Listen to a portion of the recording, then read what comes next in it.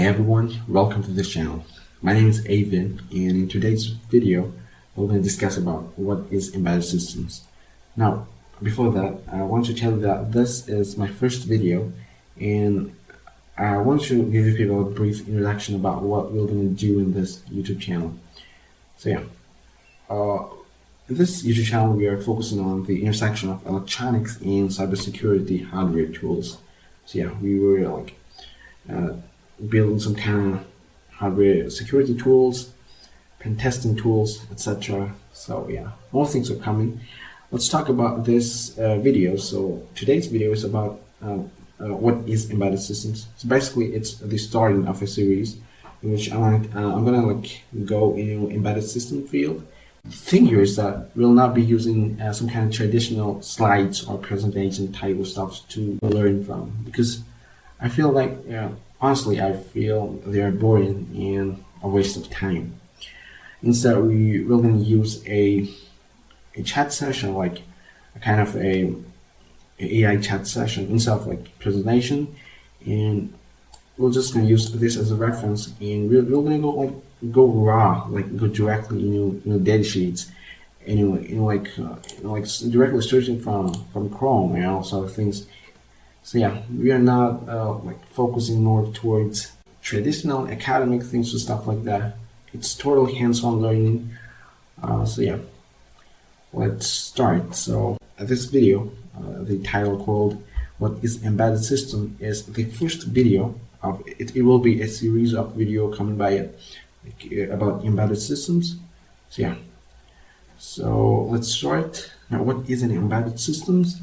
So think of embedded system as like a specialized computing device that's been designed to perform some kind of dedicated task. A traditional example of something like a microwave or a washing machine. So that thing has a dedicated task in it, And if you think of a dedicated task within a larger mechanical or electrical system, something like a automotive, suppose there's the headlights of the car. It's been controlled by a processing device, you can say, and that device has been further controlled by an upper level high performance computer or something. So yeah, think of like that. So analogy, what's the difference between a general purpose computers and embedded systems? So general purpose computers like laptops, phone, PCs, etc. So that does everything from browsing, gaming to writing, everything. It's flexible. It does everything. But what happens in the embedded systems is that it does one thing, one specific thing, repeatedly and reliably. This is embedded. It is embedded inside a device or something. Okay, that's cool. What's the core components of embedded systems? Every embedded system has three main parts: the hardware, the physical chip. Yeah. So if you wanted to see how embedded systems look like, let's see it.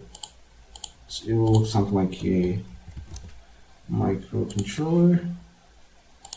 So this is how it looks like. This is a chip. This is a hardware chip. Now we can say this is a microcontroller, a processor, because we can see the part number in it. So this is like a microcontroller. It does look like. There's a difference between microcontroller and microprocessors, which we're going to discuss just right here. So in a second is firmware. So yeah, firmware is like the code that tells the hardware what to do.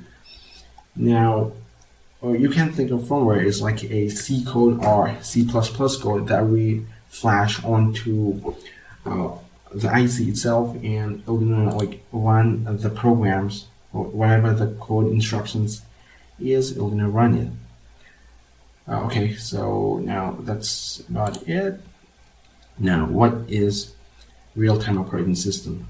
RTOS as an acronym. So now there's something that's manages tasks and timing. Now, what happens is that traditionally, what we create some kind of firmware, we go towards whether we want it HAL specific, HAL stand for hardware abstraction layer, I know I'm getting a bit further, but Helio or like a bare metal or something. So bare metal is like we are writing the firmware directly in C code, like something like that, and we are using a operating system. Yeah, there is an operating system, whether it's like embedded Linux or free RTOS or something like a zipper. Yeah, so the thing here is that if we want, like, suppose if there's a case where we want like so I want you to like show you. So if there's a case in which like suppose there's a microcontroller over here and we want some kind of resource management, like read write to files or something, and we also wanted to deal with the communication and the display. And so what we're going to do is we'll use something called as task scheduling. Like we'll like create these tasks and we'll like give priority to these tasks. I mean, all the tasks will share some part of CPU, and we're gonna like do some kind of prioritization. So we're gonna like provide some task a bit more priority. So yeah, this is how the real-time operating systems work. Now, okay, this is about the components, and next we're gonna talk about the difference between microcontroller and microprocessor. Now, you must need to like understand this, because this is basics, because microcontroller, you can think of it as a Swiss Army knife. Now, the analogy of saying it as Swiss Army knife is, if I'm show you, this is how a Swiss Army knife looks like. Like there's one tool that contains several different tools, so it's exactly the same.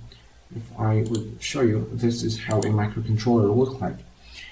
So there inside microcontroller there is several different I guess components inside it. So it contains all the several different kinds, whether it's the CPU, RAM, clock, ADC, DAC, or input-output peripheral. Everything it contains in a single chip. And in the case of microprocessor, it's just a chip that needs external organs. External organs means like these things.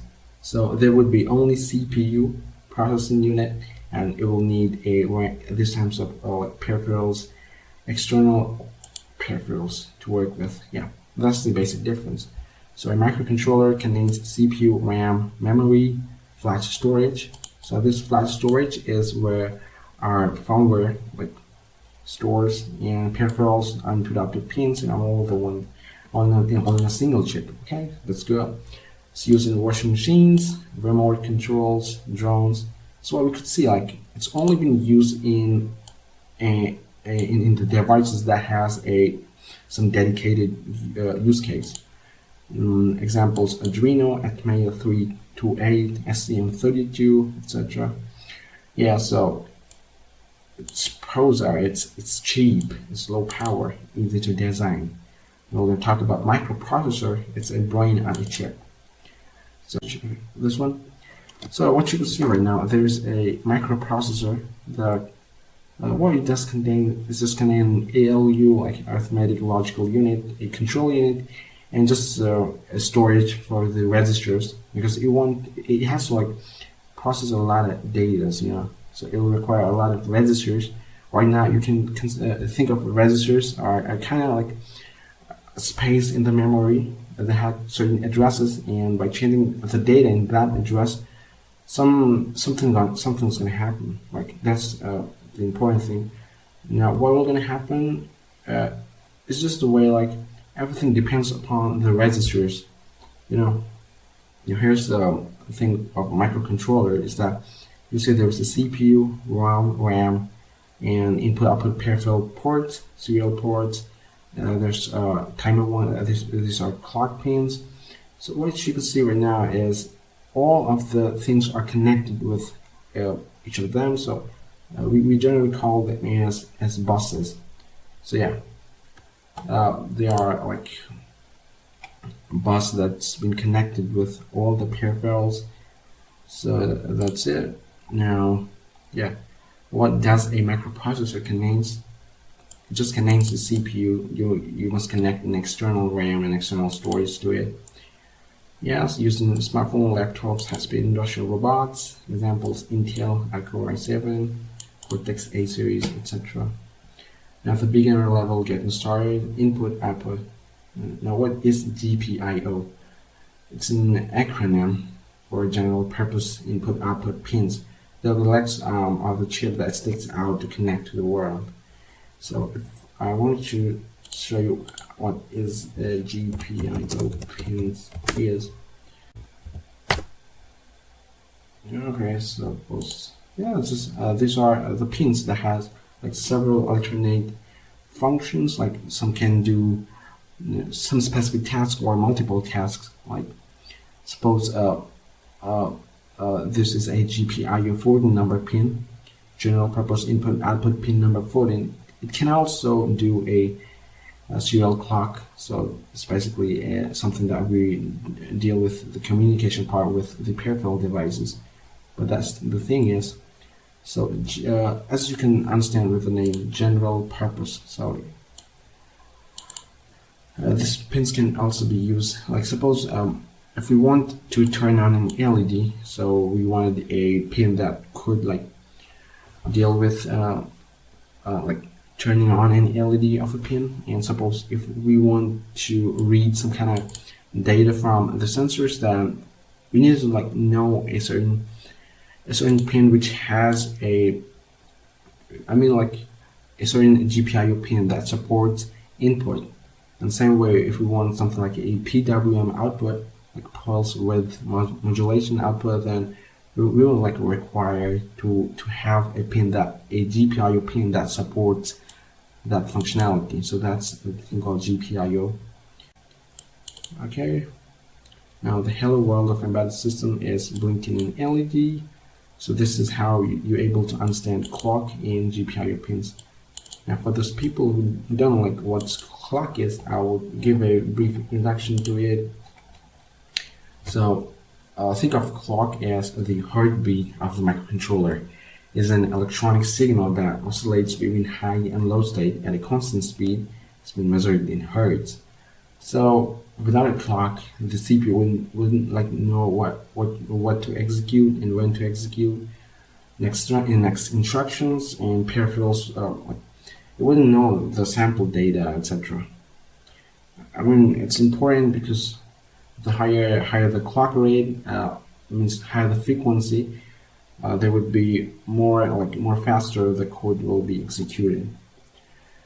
That's it. Now second is timer and counters. So yeah, microcontrollers rely on time. You need to know like how to count in seconds without breaking the processors. I mean, like it's the thing that we discussed about like clock stuff. So yeah, it's about that. Like which clock are we dealing with? Are we dealing with an internal RC oscillator? Like in that case, there's a built-in the oscillator is inside the chip, so it requires no extra parts, but it can be slightly inaccurate and sensitive. I can show you. So we'll internal. Okay, so oscillator is a electronic device that's been used to generate clock signals. Internal RC. So this is how it looks like. So internal oscillator, it's like inside of this chip, and there's a drawback to it as it's slightly inaccurate and sensitive to temperature changes. So there's something called as external RC oscillator. So it is something like this one. So this is the thing that you can see right now. This is an external oscillator that's been used for a microcontroller. So the thing of using an external crystal oscillator is like it's used for like incredibly precise and stable timing, which is why it's been used for time sensitive tasks like USB or Ethernet communication. Now what's next? Communication protocol. Now like I'll give you an example of this big three: SUART, I2C, SPI. So now the microcontrollers or the chips need to talk to sensors. Like it needs to like talk to like, temperature sensor, etc. So there are various types of peripheral devices. So there are several protocols that we need to use like to talk to the temperature sensors, whether it's a UI. Now every protocols have their own pros and cons. So yeah, so UI could be used for serial, like point to point, slow but simple, SQRC, integrated circuit. It's like a conference call. So what happens is that like there will be like two wires, and then several sensors and peripheral devices would connected to just two wires. Yeah, that's great. Now there's another way like SPI, serial peripheral interface, high-speed data pipe, very fast for wires, etc. So SPI. Next, there are like several protocols like CAN protocols, which isn't generally being used in automotive sector, but also USB, Ethernet, etc. Yeah, there are many. Now there is something which Arduino is great for prototyping, but becoming an embedded engineer, you need to understand what is helping on the hood. Registers. Yeah, as we discussed before, registers are important. Now, what happens in Arduino? We just write additional right pin high. This is a normal thing that people's that we write to like turn on any LED or stuff like that. Basic stuff. It's very like abstracted layer. You can say like we couldn't be able to like see what's actually happening down there. So what happens in embedded C is that we write in specific address a register, and we like change the value in specific memory address. We call it as register to change the voltage on the pin. So yeah, it's much faster because there's no abstraction layer and gives you full control of the hardware. Okay, next is interrupt. Now this is crucial and important concept. So mainly there are two ways to like trigger in MCU, or trigger a processing unit, or tell the processing unit, yeah, something gonna happen. There are two ways. Either like one way is pulling, and second is interrupt. Pulling is like, suppose if we wanted to like read a state of a button, like suppose there is a case in which if this button got pressed, then you're gonna like turn on that LED. In pulling, what happens is when we press the button, then before that the processing unit would do kind of routine check. Like we'll check each time if the button is pressed or not. So yeah, you can see there is like the CPU is wasting its cycles checking whether the pin has been pressed or not. This is the problem with pulling, because yeah, it's like you stand in the mailbox and checking every 5 seconds if mail is arrived. It's wasteful. There's waste of CPU cycles. Now, second is interrupt. It's like if the button is pressed, then internally by the buses, the MCU would know like button has been pressed. Yeah, so in this case, it's not like checking for every 5 seconds. It will just gonna trigger it internally. So that's the advantage, because now we're not like wasting our CPU cycles. So that's been directly triggered. As just we press the button, the CPU will know like this button got pressed. Now we're going to talk about memory management. Now embedded systems have very limited RAM, often kilobytes, not gigabytes. So yeah, we talked about like microcontrollers, like contains all of this several devices in one. Like, so we must have to compromise with the processing power, the memory storage, and also with the peripheral input output. So yeah, they have very limited RAM, often in kilobytes. So you must learn how to write codes that uses less memory. Understanding the stack and heap is vital to prevent crashes. Okay, yeah, memory management is important. Now the thing is, we'll go to more advanced professional level. Now we are building complex reliable systems, RTOS, real-time operating system.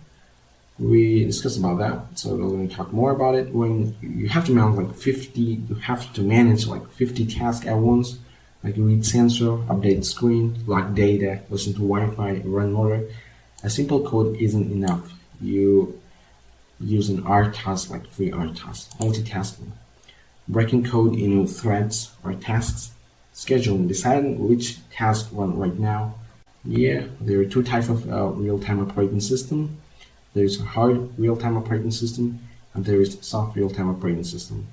The hard real-time operating system, in which like timing is very important, and system fails can be catastrophic. And there's soft real-time systems that's opposite of it. Now there's something called as bare metal programming, writing a code that runs without an operating system. Let me show you how a bare metal program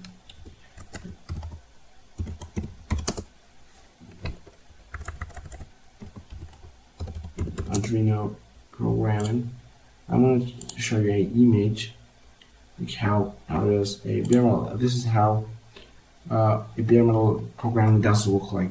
So what you can see right now, we are not using like those abstraction layer, like declaring a pin by this pin mode, this output, this, not like that.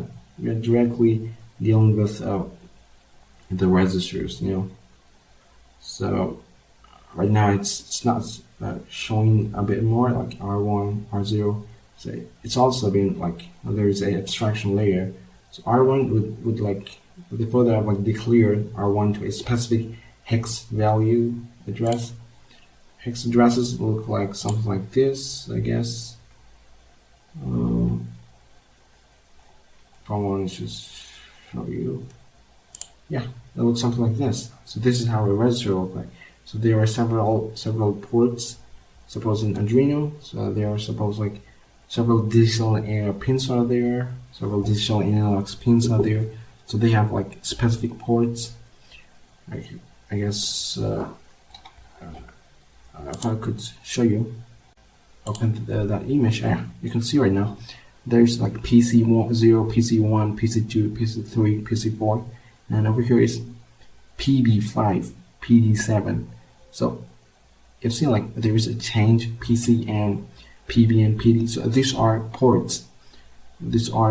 Okay, so the thing is, if we want to use any of pins over here, so we need to like turn on the clock for this port to be able to use that register or that pin, and the registers look something like this. So we're going to change a bit from this register, and that's how things going to work. There are several types of registers also. Like we are completely writing the things in like hard C code with more of like a low level writing the things, which is much faster. The thing is connectivity, IoT.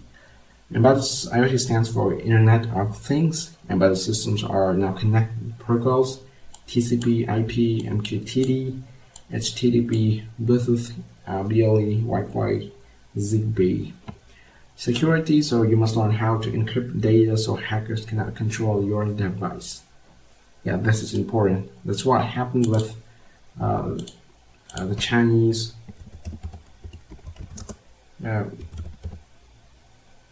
router ban. That's what happened, bro. So the Chinese banned the import and marketing of new foreign consumer Wi-Fi routers as of the national security risk. So what happens that people were doing is that, I'm just trying to show you like what exactly people were doing. So this kind of router, and what we're going to do is that, so as this router is running something called as embedded Linux, like an operating system Linux, but it's been like modified to run on a chip like this.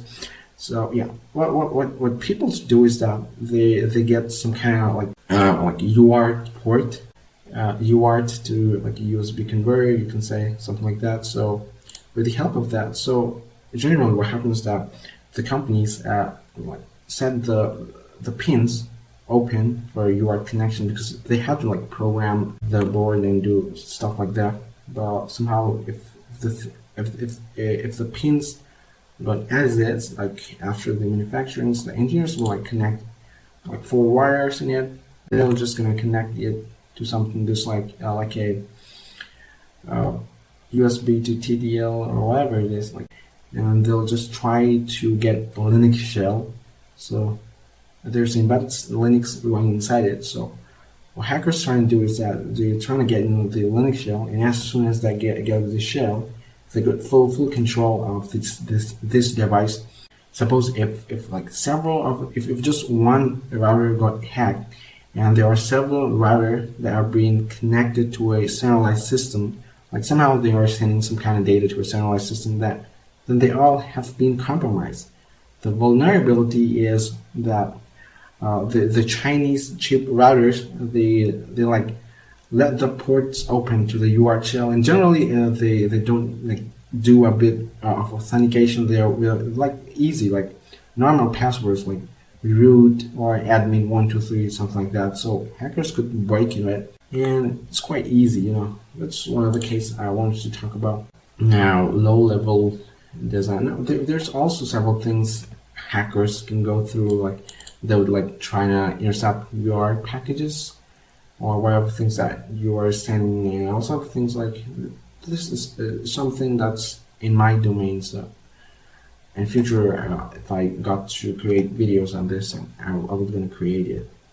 Now, low power design. Now, this is something important. How we're gonna like make our device reliable. Like suppose there's a pacemaker or a tracker. We wanted it to run for days, for weeks, for months, for years. How could we be able to design a low power design that must run for years on a coin cell? We need to like use several techniques like sleep modes, shutting down unused peripherals, or optimizing clock speeds. That's what we discussed before, right?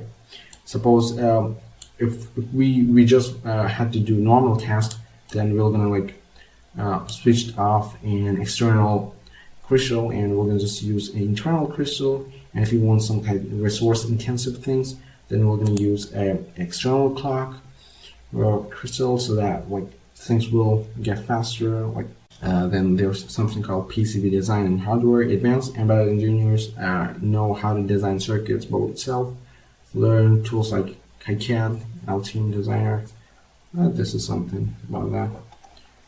So the thing is, I just asked this GLM that what is embedded system, tell me basics, advanced, and tell me this outline. So I just explained it. So this was the first video, people, and I want to tell you that we would be continuing this series.